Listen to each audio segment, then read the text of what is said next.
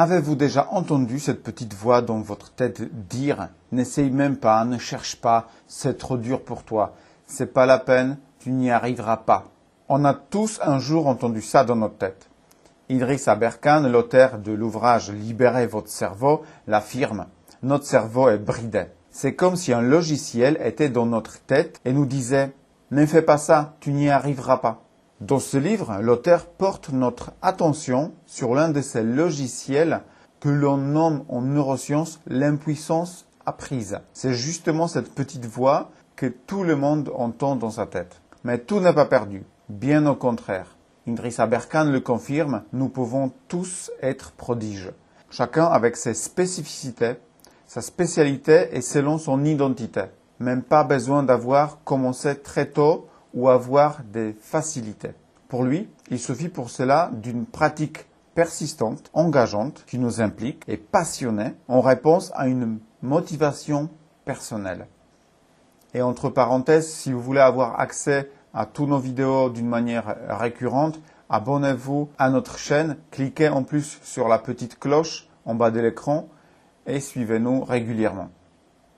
L'auteur nous apprend que le cerveau dispose de ressources inattendues et exceptionnelles. Idriss Aberkan, expert en sciences cognitives, propose d'apprendre à les maîtriser et à développer le potentiel de cet organe hors norme. Mais alors, apprendre comment? Eh bien, tout simplement, apprendre en jouant. Jouer, c'est la méthode naturelle d'apprendre pour le cerveau. La nature a sélectionné le comportement de jeu pour apprendre.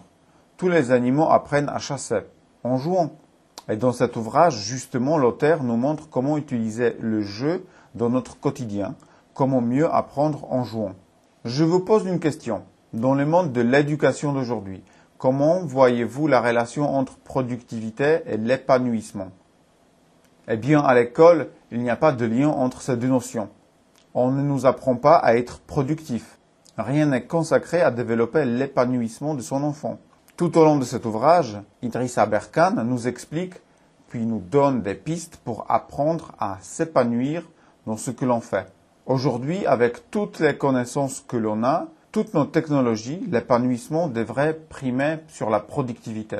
Or, l'auteur le démontre que c'est tout l'inverse. À l'école, on entend souvent le professeur dire « Bon, maintenant, on arrête de rigoler, c'est sérieux, restez concentrés. » Mais justement, le cerveau a besoin de petits moments d'humour pour ensuite mieux enregistrer de nouvelles informations.